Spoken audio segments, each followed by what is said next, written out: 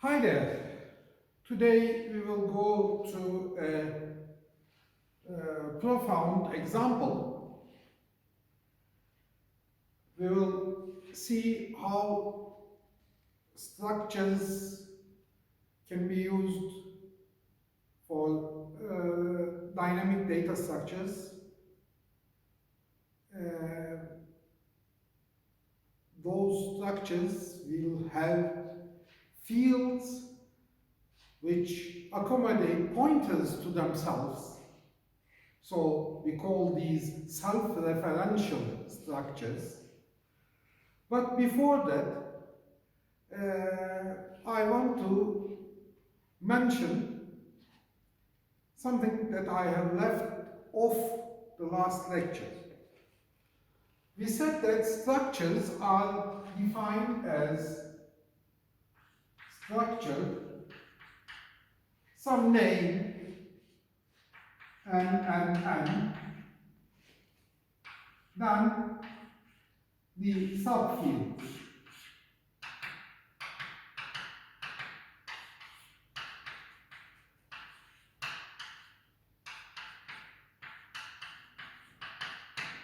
Subfield definitions.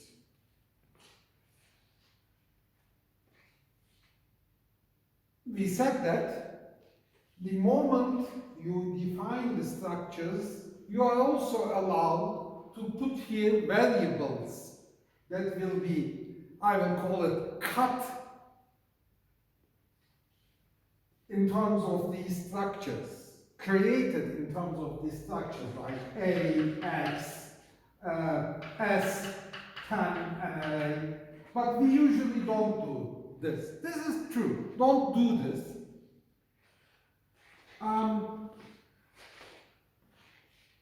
But I also said that you can leave off the name of the structure. Now, let's leave it off. Structure something and immediately create some variables of it. A, B, X, 10, or something like that. The moment you have done this, you have lost the chance to create new variables of the structures. All the variables that you have created is created already. A, B, and an array of 10 elements. Let's have a C, which is of the structure knowing. For a moment, if you think that, in that case, I simply take this, duplicate it, with the same field names, again structures unnamed, and create some new variables, it will not work. Structures carry internal identifiers, which is not known to you. It's created by the compiler, but you cannot access it, and each structure has a unique kind of identifier, maybe a number, even I don't know. If you keep the structure exactly the same and make a copy over here, they don't become compatible, even if the fields are exactly ditto. Copies of each other. It will not work. They will be incompatible. So, if you are going to create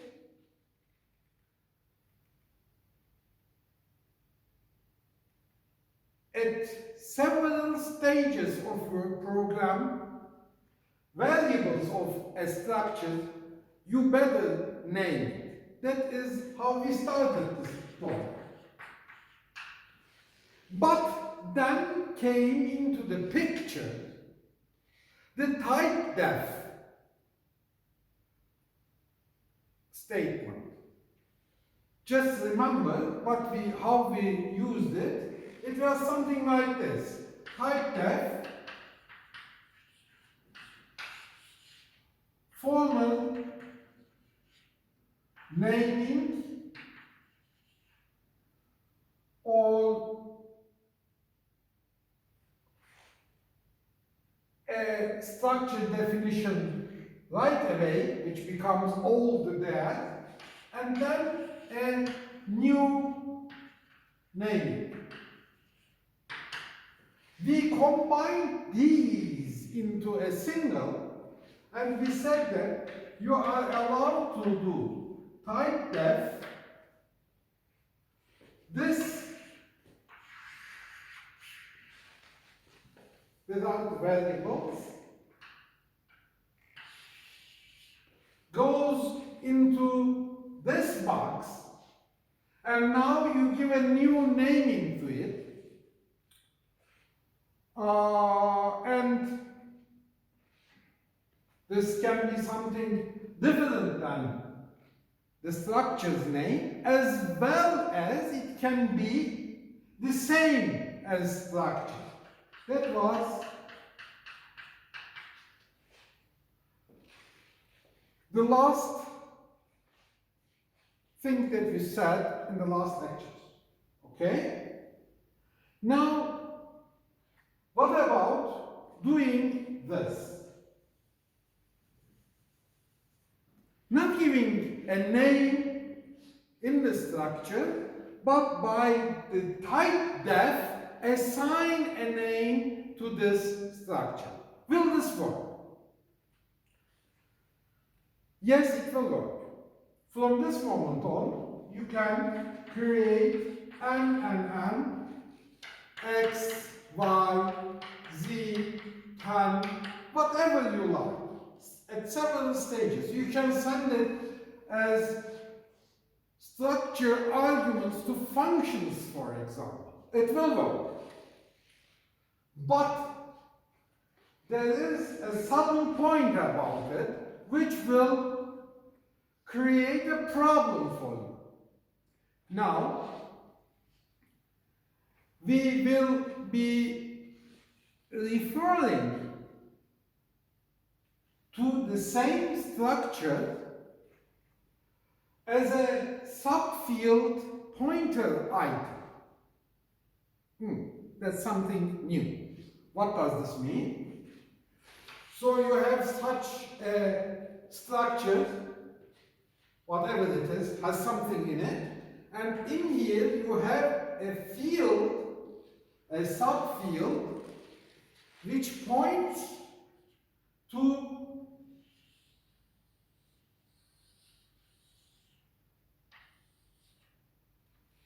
a structure of the same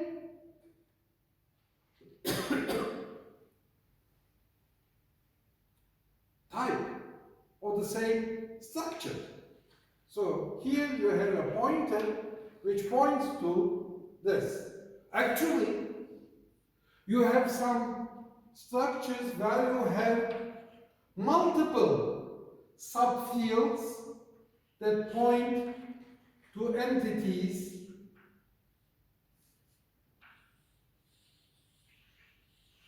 of the structure. This is also possible. When you are creating trees,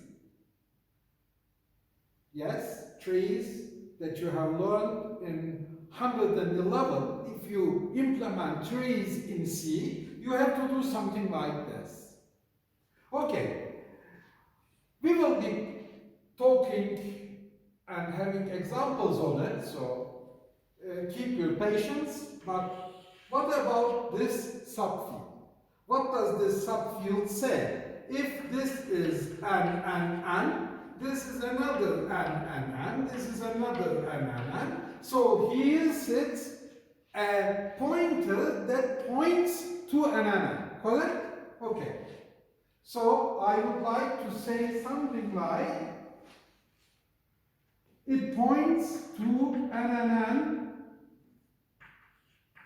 pointer a field. Next, and followed Can I do this? Can I do this? The answer is sadly no. You cannot do this. With an unnamed structure, you cannot have here a reference to it. Of course, you object that O and the structure, unnamed structure, becomes a name by this type def. No. Yes, it becomes a name, but that is something in the future. Why the compiler parses this and creates the internal representation of the structure, there is no name to it. So, this is totally unresolvable by the compiler at the moment it parses this. It doesn't have seen this n yet. That is the feature.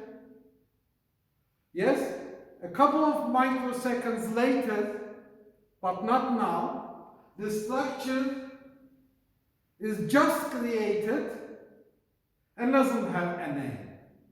What is the solution? Bottom line is this.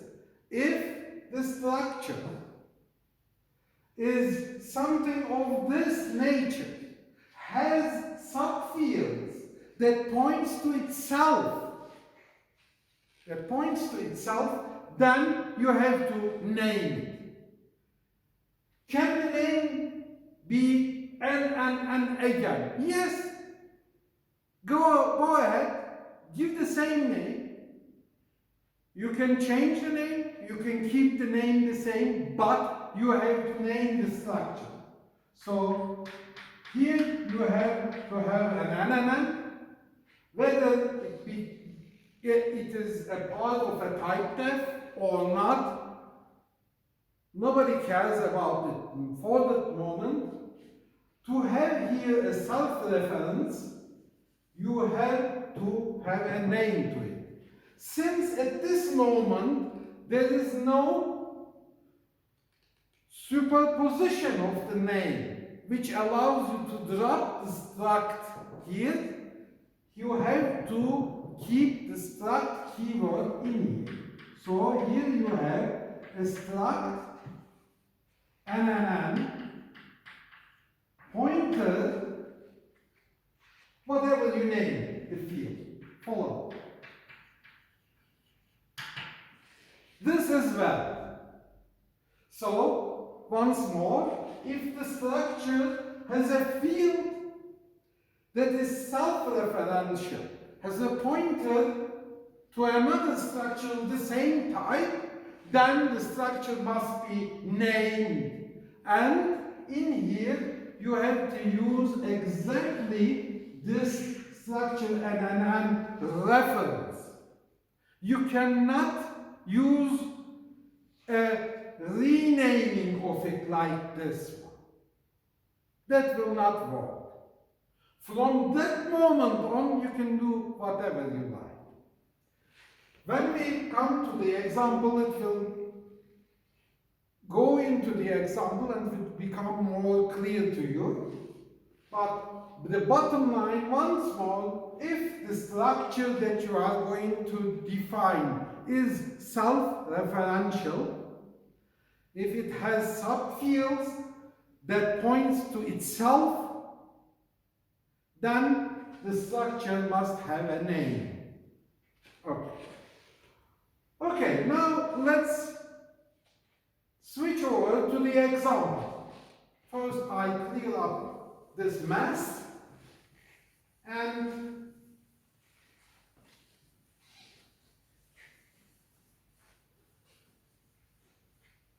the simplest of this part will be dealt in this example. A simplest structure which is self-referential has a field has exactly one field that refers to a structure of the same type. So it is something like this. This B-like entity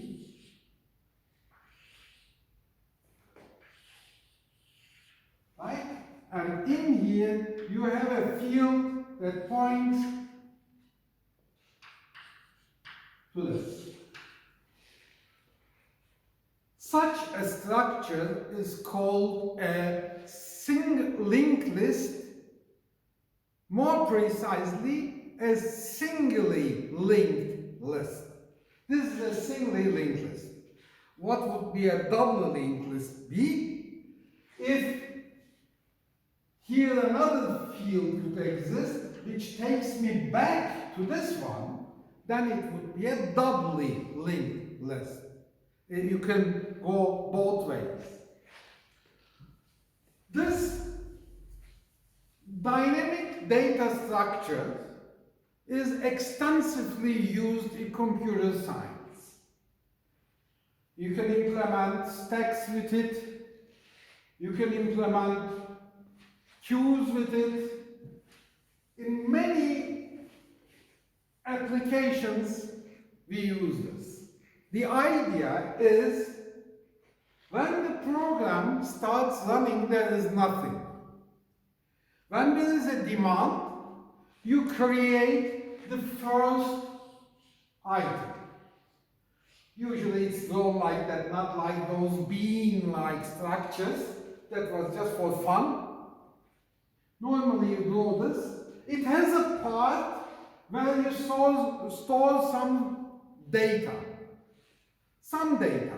It can be a floating point, it can be a matrix, it can be anything, it can be another structure.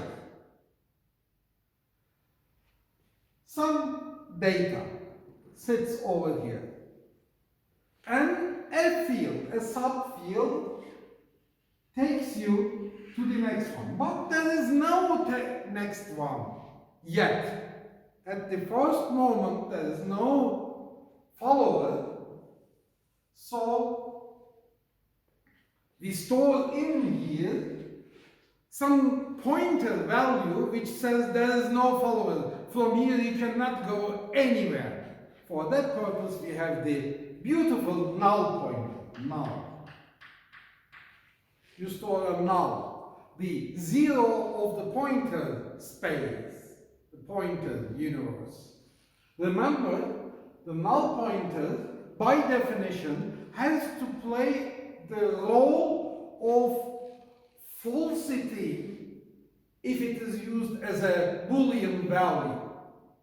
It has to play the role of zero exactly. Some books make the mistake by calling it's the zero pointer. It is not a zero pointer. That doesn't mean that necessarily in there are bits which each of them is zero. Not necessarily. It can be a value, but the language, the C compiler has to compensate for this. If it is something different than zero, it must artificially play the role of falsity. This null must be detected, and when it's null and appears in a Boolean expression position, then it shall act as falsity. Okay, I'm emphasizing this because we are going to use it in our professional program. So here you create something like this and put your data, whatever your data is, some data.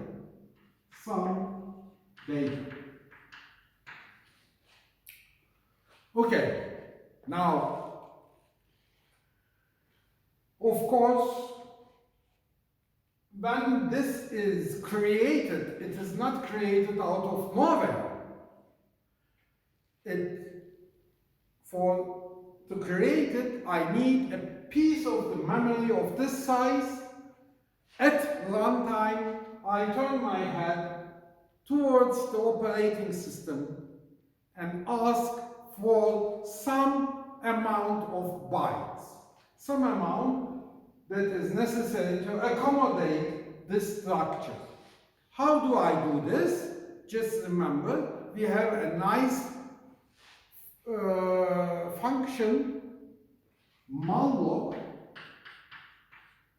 in which I feed in some number and the system provides me consecutive bytes at the runtime and it allocates it for me. From that moment on, it belongs to me until I free it. Okay, just remember that I will be using it. Then something happens in your program and your program decides that this animal shall be preceded by another one. You have some new data that will sit over here, some other data. And from this one, the former one shall be linked. So, when I get my hands on this one,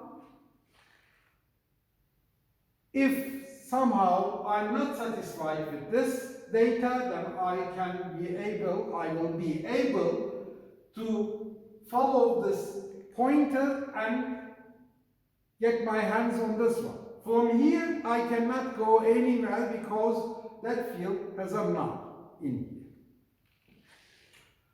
Okay, so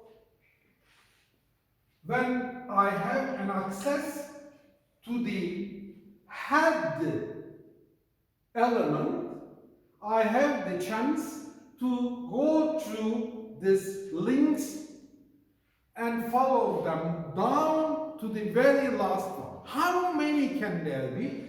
Any much. Any number. Can it change? Yes. For a moment, you may think that this can be achieved with some other known data structure as well, or the language. A type provides you this. Arrays. With an array, I go to the 0th one, the first one, the second one. It works. But, one, arrays are not dynamically expandable. Yes, I can do this by a realloc of a portion. I can enlarge an array that I have taken at runtime. But the cost is that internally all the elements are copied to the new place if there is no chance to extend the array from the bottom. So in the worst case, which I have always to consider, an array is expandable only on the expense of copying each element there. Let's assume you have 1,000,000 elements and you want to expand it to 1,000,001, copy get a 1,000,001 array by a malloc, by a realloc actually, and then copy everything. Realloc will copy for you all the 1,000,000 previous elements down there that you will be adding to your next one. This is extremely expensive. And let's assume you want to drop something in between. You have an array of 1,000,000 elements and you somehow decided that 400 1054th element is going to be dropped. It corresponds to a person, and the person has died, for example. And you have to drop it. There is no way to do it. Maybe you can put a mark over there which says this place is no more used. You can keep a chain of these empty places. All are very troubled solutions.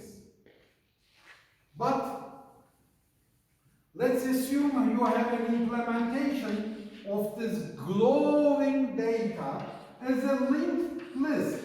Even if it's a singly linked list,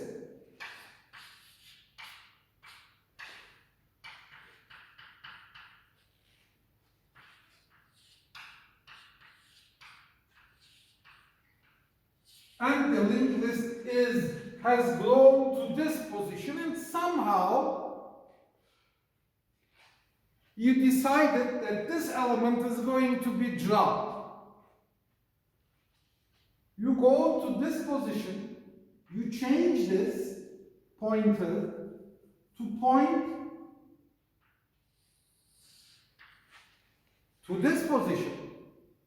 Just a value in a subfield. The pointer subfield is going to change. Now this is somehow released. You take this pointer, you kept this pointer, and submit to free. And this is taken away from you. The memory manager is responsible of handling the situation from this moment on. What happened to that memory is no more my concern. So I haven't pulled these back to this position. Nothing, everything sits in the memory exactly where it is. Just a small box changed its value, and now this one is dropped out of the chain. If I decide somehow to introduce a new element exactly, let's say, at this position, what I will do is I create the space, I take this pointer, make it point to the new created one, and this to this one. I haven't moved anything in here. What did I do? Just a single small malloc and two pointer alternation. And now this is in the chain. The first element, the second, the third. Oh, this becomes the fourth, and now 5. This dynamic data structure is a very simple one, has its drawbacks. I was only advocating with the pros of it. It has also cons. When I somehow arrive, let's say here, it's for me difficult to ask who has a link to this position. I cannot go back. So one-way travel is easy. You just follow the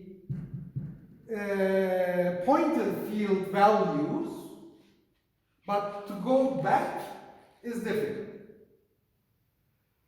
The only way actually is to start from the starting point and keep a track of the very last linking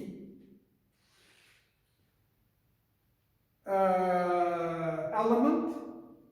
So at every stage you check, are we here, are we here, are we here, and when we are there, or who linked this, I made a recording of it and I'm providing to you.